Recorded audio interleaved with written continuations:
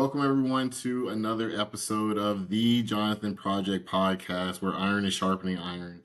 We take the example of David and Jonathan, their friendship and their loyalty as the inspiration for this podcast. This episode and every episode comes out every Tuesday morning. You can find that at your favorite podcast platforms at Spotify, iHeartRadio, you name it, you can find it. If you want me and Jason to come out and have an engagement with you, speak at a men's event, you have something going on with your business, please reach out to us at thejonathanprojectpodcast at gmail.com. Again, thejonathanprojectpodcast at gmail.com. Another great thing that we offer here is free resources. That's right, free, something that you never hear very often, but we do offer a devotional for all you men out there looking to improve on some of the best titles that you carry, being a husband, a father, or just strengthening yourself in your walk with God. It's 28 days, about 2 minutes every day, and you can find that. It'll be in the episode summaries. A link to that, again, is free. Jason, welcome to yet another episode, and how are you doing? Hey, brother. I am doing well on this beautiful day as we are both recovering. You from your, Tim the Toolman Taylor episode yesterday at the house, and me from the craziness of the rodeo, as well as Technical Animal Planet that occurred here. So, Man, people have no idea. Yesterday, a time was had. A time was had for everybody. We had a good time all the way around, like from sprinkler, irrigation, water hoses busting, breaking because some random tree decided to grow. You at a rodeo that could only be described as a rodeo. Yes. As the chicken roundup occurred, as they chased 3 chickens, only about 150 kids went at them in this small arena, and then it turned into kids fighting like the third monkey getting onto the Noah's Ark. Like they were giving it all they had. Yes. So they had shoes still strode out. Kids were like, "Oh, I'm missing shoes." It was pretty comical. Oh my goodness. Yeah. Well, let me tee up this wonderful segment that we're going to talk about, because you were in a crowd. So have you ever, Jason, felt alone in a crowd, like no one really gets you, like your worth is tied to something, like looking for somebody to applaud you? Sometimes it's called what? Loneliness? I think we're going to talk about that today. We're going to talk about loneliness. Last night, there was no loneliness to be had in that area. But, Colby, I was reading, and so the Mr. Zuckerberg, I'm sure I'll mess up his name because I'm not a Facebook kind of human, but he put out an article that, AI could help with this epidemic of loneliness. Yeah. And so, and it's based on you feeding your algorithms, and this thing kind of helps you combat your loneliness. And I'm like, I don't really think that's how it works. Just my humble opinion as a psychologist, I don't think that's how it works. But I think it's like a temporary thing. You know what I mean? It's. I think you'll find it like drinking magnesium citrate when you're thirsty, and then. Which is I see that look on your face. That's amazing laxative. I'll just put it like that. Like you think you're like, I got bigger problems. So I'm sure somebody will write in and go, what? But it is. And so loneliness, it actually has become this public health crisis, right? And you hit the nail on the head. It's a sense of belonging. When people don't have it, it's the difference between a person's actual desire and their connection. So we measure that, called loneliness. This is, I want to be connected to people, and I'm not. As a matter of fact, the U.S. Surgeon General, Murthy, he said it's an epidemic in the spring of 2023 is when he put it. He said it's far more than just a bad feeling these days. It's becoming a major public health risk. And, he talks a lot about people feeling isolated, invisible, and insignificant. You hit that, right? It hits all ages and all socioeconomic backgrounds from every corner of the country. And I thought a lot about that, how that we are made for being with other people. We're made for that connection. But that connection is that loneliness that we all feel from our lack of connection with Jesus Christ. I like it. I just want to be honest from the jump, with my little research that I stumbled upon at the 11th hour as you told me what we were doing this week. Loneliness isn't weakness. It's just a signal. It is an innate thing for human beings. We're not weak because we feel lonely. We're human, right? We're made for connection. There is an eternal size, God-sized hole in our spirit beings. If we could see it, like we all walk around with these holes until we meet that maker, until we meet that place and that person that can feel that, which is Jesus, right? It's Genesis 2:18.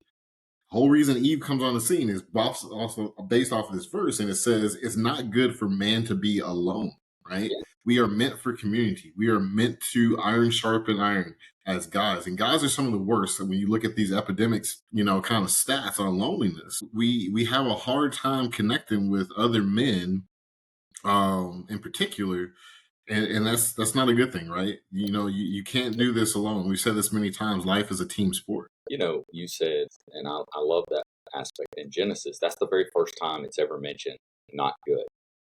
And it centers on loneliness. Did you know that you have a 50%, it increases the risk of developing dementia by Oh, I 50% believe it. in older adults. And it says if you're older than 12 years old, loneliness decreases your cognitive abilities by like 20%, right?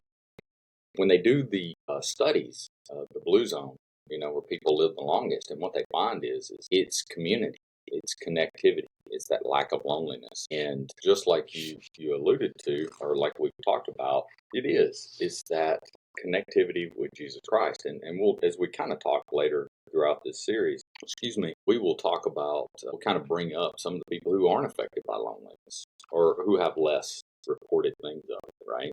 But to your point, 52% of Americans feel lonely, and 47 report that their relationships aren't meaningful, which goes back to what they said about the quotes where I have to shoulder all of life's burdens by myself. People feel like if I disappear tomorrow, no one will notice. That's a horrible feeling. Yeah. You know very clearly that Jesus Christ absolutely misses you. He does know who you are. As a matter of fact, it says his eyes are on the sparrow. The last time I checked out back, there's a ton of those things. He knows when every single one of those falls, and he says, and Jesus says plainly, you're more valuable than them. So as people do here, as people listen to us, you need to know, or they need to know that they are valuable. Yeah. Yeah. And I think, as we were talking about, one of the social media legends there, Mr. Zuckerberg, early on, and really when you look at that and you go back and you look at his little movie of how Facebook got started, he was trying to build a community that not have that loneliness, right? But what has turned into, it's a trap. It's the trap of validation, right? Are you chasing likes? Or are you chasing lasting love? Like, there's nothing wrong with wanting to be accepted. Yeah. But in today's world, the natural desire is being twisted into performance. I mean, you got people doing all kinds of stunts for external validation, to feel like they're not alone, that they belong to a community, right? We're hardwired people, right? Folks, we're hardwired to be liked, respected, and affirmed, right? Yeah. But that chase can break us. And if you're not seeking to build a sense of yourself and how you view the world and how you build others around you, aka a community, from God's perspective on that, then that constant pursuit of what's the newest thing, like, oh, it's licking Tide Pods, or it's jumping off the roof, or it's whatever it is going to end up mentally and possibly physically breaking. You know what the 3 top loneliest cities in America are? Probably New York, Los Angeles, and what's the other big city in the country? I don't know. Pretty close. One is Las Vegas. Well, there you Being go. alone in a crowd. Yeah. I had to go out that way one time for work, and you need to avoid that area because it's super hard to navigate, right? There's so many people. Yeah. But it is Las Vegas, Washington, D.C., and Denver are the loneliest cities. Really? And statistics show them 3 times higher than the national average. All right. Think about that. People are all together. Las Vegas, they're chasing, whatever it is they're chasing out there. All they're chasing. Yeah. Like a friend of mine told me one time, he says, if anybody heads out there, you need to leave a note. I don't think the good Lord's going to stop by there. Which he will. But think about it. 57% of Americans eat dinner alone, eat meals alone. Man, it's horrible. Well, it's funny. Jesus used meals to connect with people. So as Christians, as we look and listen, you see somebody eating alone, is it going to hurt to eat with them? Jesus ate with everybody. Yeah. So, I mean, that's an immediate action, or making sure that your loved ones are there, that you do get to spend time with them, right? Yeah. I like that. So you talk about feeling alone. Elijah, He felt alone. And he's one of the greatest prophets that ever was. He felt alone, which blows my mind, after after the scenario with Bel, right? Remember that? I Yeah, love yeah. the story. He's got all his 400 prophets and it hadn't rained. And he's like, you know what, guys? And they're like chanting and cutting themselves, doing all this other stuff. And he goes, hey, man, do it a little bit louder. That dude may be asleep. Like, your God may be asleep. And then they do it some more and he goes, he maybe just be going to the bathroom. And then, like, God shows up on the scene. And, of course, nothing ever happens on their altar. But God shows up on the scene and it says he destroyed everything. The water, the rocks, all that stuff. Gone. And then Elijah goes back to the cave and he's like, man, that woman's after me. She's going to kill me. I'm out here by myself. It hits us. So we're all Yeah, prone to it. But God yeah, told us that there's 400 other guys out there that hadn't bent the yeah. knee yet. No, validation isn't bad. It's the source that matters, right? And, I think about Isaiah 43:4, you're precious and honored in my sight, and I love you.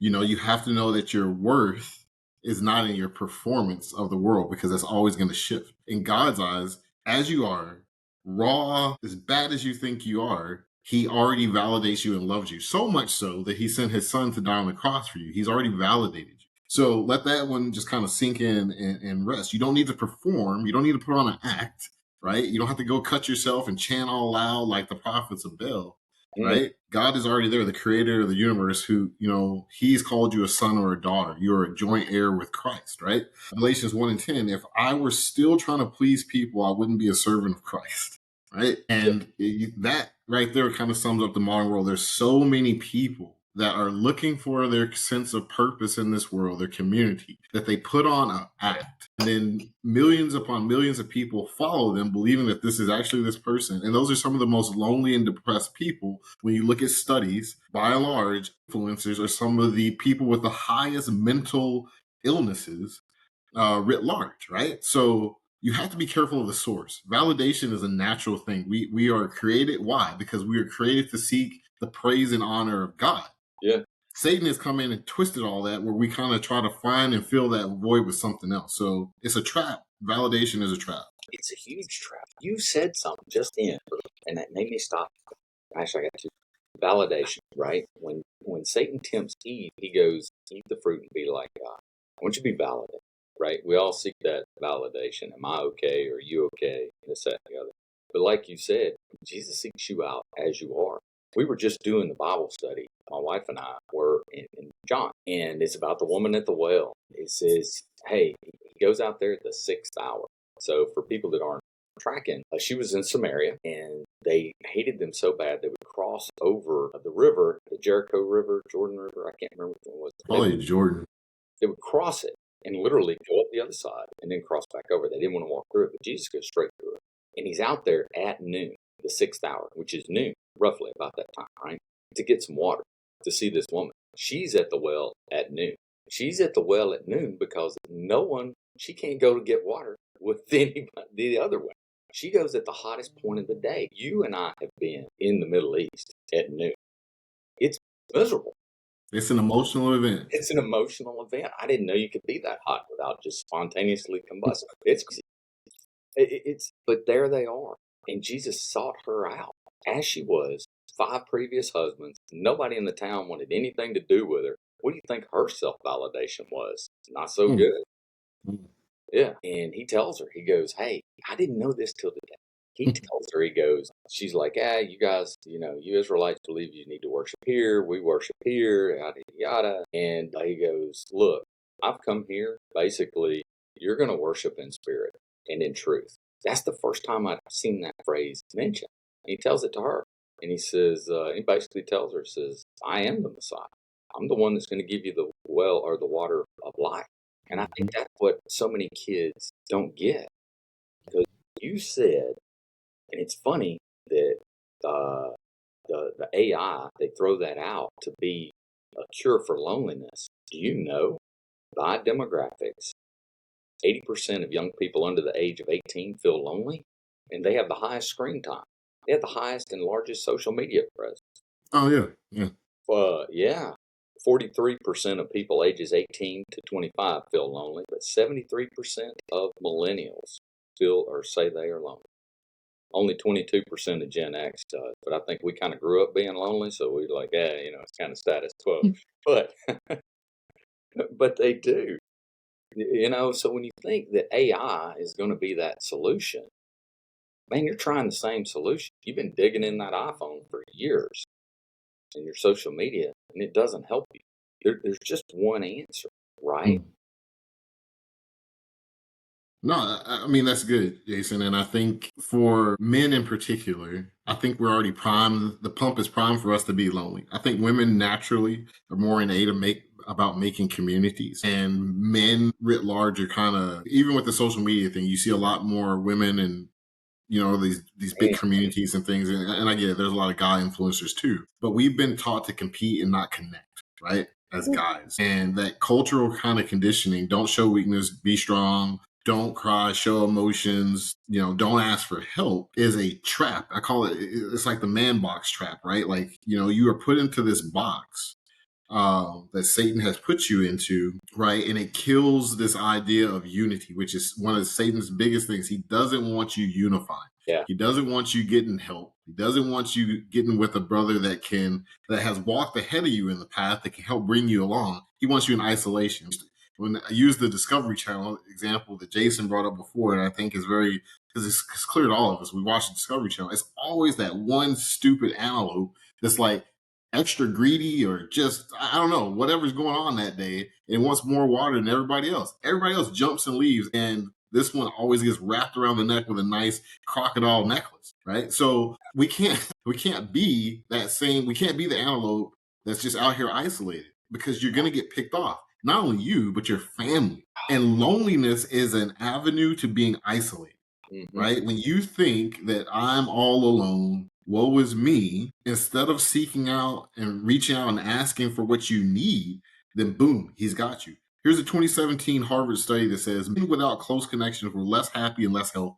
You want to be healthy, you want to be around for your grandkids, or if you already got grandkids, your great grandkids, give yourself a shot. You need community. Ecclesiastes 4:9-10, two are better than one. If either of them falls, one can help the other up. There's the reason why, and especially in the Army, I'm sure other services have something equivalent. Maybe not. But at least the Army, you have a battle buddy, right? And that constant thing where, hey, I have someone that's going through this with me, and we're going to help each other. Same thing in life. You need a Jonathan, as we say on this show, right? You need a collection of men, older, younger, whoever you're pouring into someone else that can help. You can bring them along, and someone else can bring you along. That is what being a man is. It's not being isolated and getting a crocodile wrapped around your neck. A lot of people, and I know a lot of people think, well, they sit and wait on someone to talk to them. Well, if you're in a room of people who are sitting and waiting on someone to talk to them, and everybody has that same sentiment, no one's going to talk. You got to make that initial step, right? And you got to check on people. It's part of that being lonely. When you looked at the statistics of it, it says, and it's by quote, right? It says the people who attend religious services regularly often report feeling less lonely than people who only attend intermittently throughout the year or do not attend at all. That's where God talks about that coming together, right? Like we're like coals of a fire. If you spread us out, man, we just die out and you feel very isolated, right? But when you come together, everybody can get warm. You never know you never know everybody's going to feel lonely at some point. You never know when you could be that intervening step. I thought about, Psalms, the 23rd Psalm, verse 4, right? Even though I walk through the darkest valley, I'll fear no evil, for you are with me. God always says he's with us. He's with us. And that is it, really. That's the water, just like at the well, that you don't get thirsty again. We drink a lot of water. We drink a lot of things that are the intellectual equivalent of the magnesium citrate and the emotional equivalent of it, right? But that's not what you're looking for. You're looking for the water. By the way, do you like how I tied all that in? I do. But you don't know. I think about the one valedictorian, and it's out there. The guy talks about it. He gets ready to give his speech, and he thanks the one kid who, when he was headed home, stopped and helped him pick up his books and became his friend, right? And he says, what you don't know is I cleaned out my locker that day because I didn't want my parents to have to do it. He was headed home to go kill himself. Suicide is through the roof.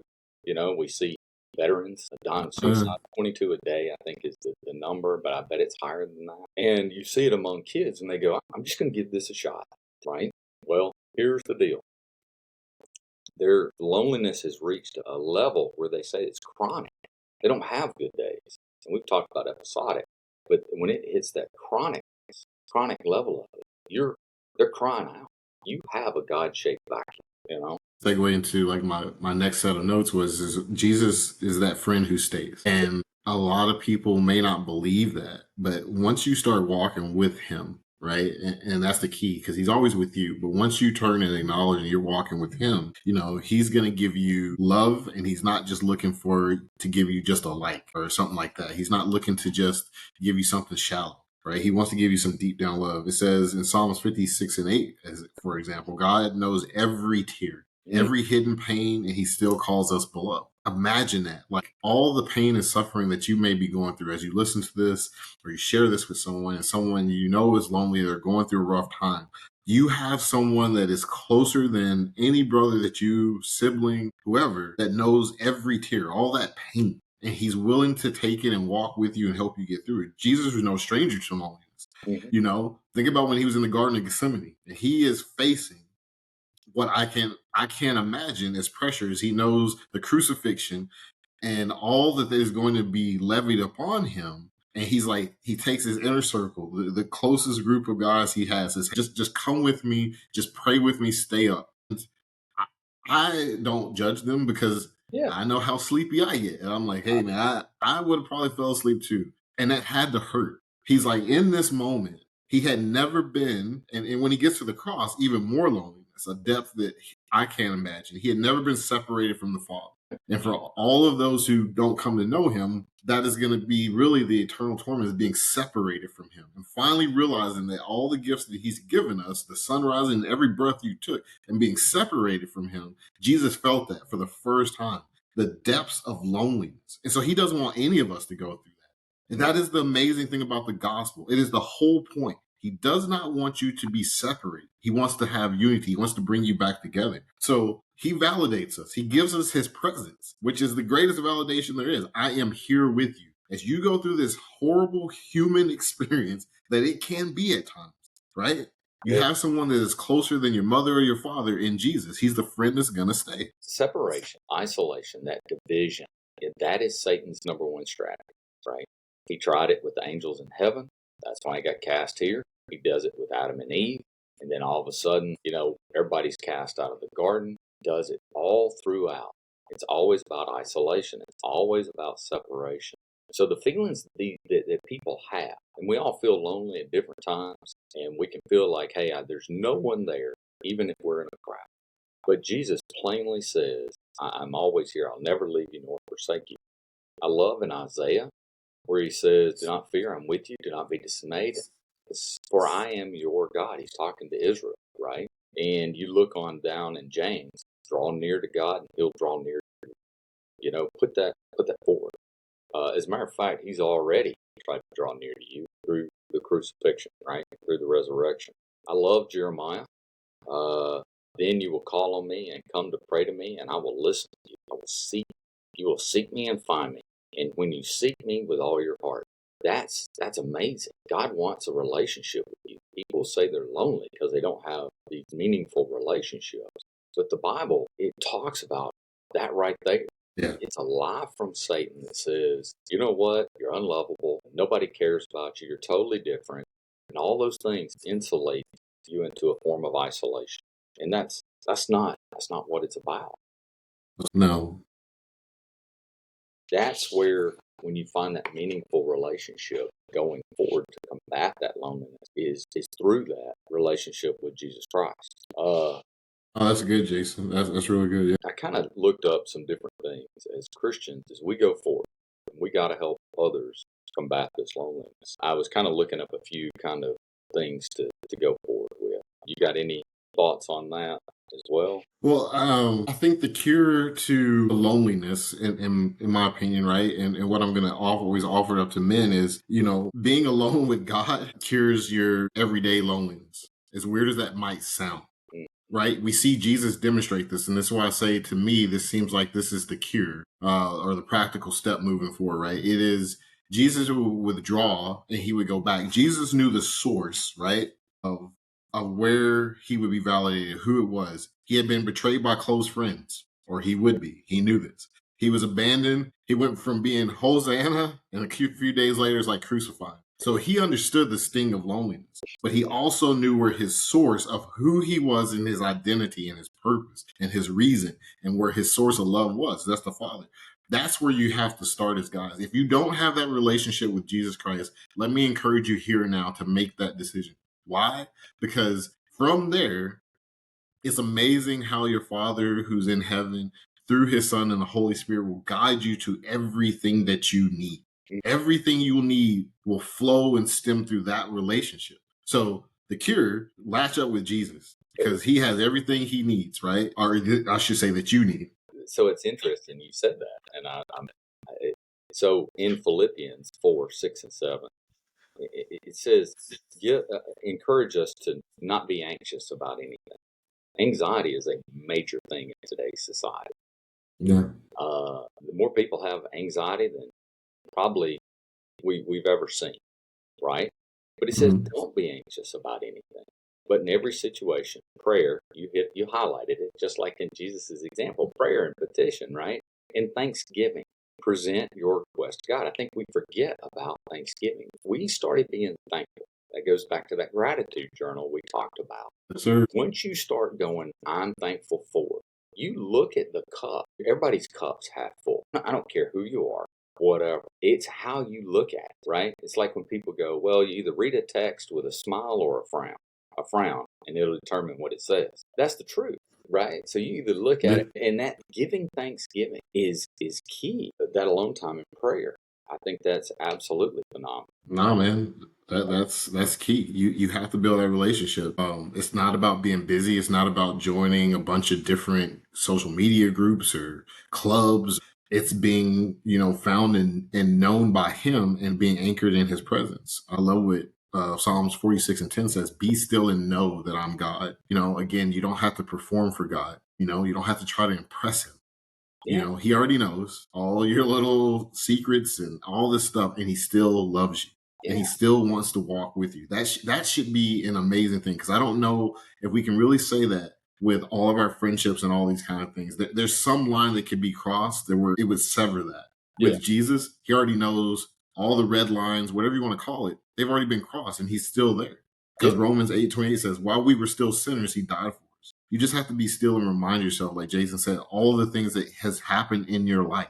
Mm-hmm. There's so many things that if you're standing here, you're listening, you're breathing, that is a testament that you have overcome something, and it's been because of the grace of God, and he has put things into your life, as bad as it may seem, right? So yeah, man, it's him. It's that relationship. It's all about him, and it's amazing how your life can change even if you're alone. No, that's highlighted something. Every breath you got, you're listening, and you haven't accepted Jesus Christ. It's super simple. It's just, Lord, please forgive me of my sins. I accept you as Lord and Savior of my life. It's pretty simple. The guy, the thief on the cross, had to elevate himself up to get enough oxygen so that he could save the breath he had. And by the way, he was elevating himself through spikes in his teeth. So, and he got the first golden ticket, as we like to say, right? Yes, he did. Loneliness, again, it goes back to that trick that says you're unlovable. Nobody wants anything to do with you. Your sin is so unique. Really? Listen, is nothing new under the sun. Is nothing new under the sun. No. And it says, just like that, he died while you were yet sinners, while you were an enemy of God. He says, you know what? Let's look past this. As a matter of fact, he looked down to the people who nailed him, and says, God forgive them. They just really don't know what they've done. And it was grace extended to them. He extends it to us all. And that is that key to the loneliness. We really do. Everybody has it. And I think that it's when those times come, you have to draw closer to him. And when you see your buddy out there drowning, you got to reach and get him too. Yeah. Right? Yeah. Absolutely. Absolutely. No, I think you summed up this episode well, Jason, and I think it's a powerful one for guys that, no matter what you're facing today, I want to encourage you, if you haven't taken the opportunity to know Jesus Christ as your Lord and Savior, today is the day. There's no tomorrow. There's no waiting until you get cleaned up or, I get my finances together or whatever you think you need to do, you don't. Because that is the first step to everything that you've been looking for, is knowing the source of all things, the creator of heaven and earth, life itself, truth itself, knowing Jesus Christ. So I'm glad we teed up this episode, Jason, for everyone. And so another great episode of the Jonathan Project podcast, folks. Again, this is what we do week in, week out, faithfully just trying to share a heart and bring you in a new, different kind of way the same great message in the gospel, that is Jesus Christ can save you and change your life. So if you found inspiration, hope, the meaning, and you would like us to share this message in person at an event that you have coming up, please reach out to us. Or you want prayer or resources on how to have a relationship with Jesus, please reach out to us at thejonathanprojectpodcast at gmail.com. Again, thejonathanprojectpodcast at gmail.com. This episode and every episode that we have comes out every Tuesday morning at 6 a.m. Eastern, or wherever you're at when 6 a.m. Eastern happens. You can also find a free devotional. It will be in the episode summary links.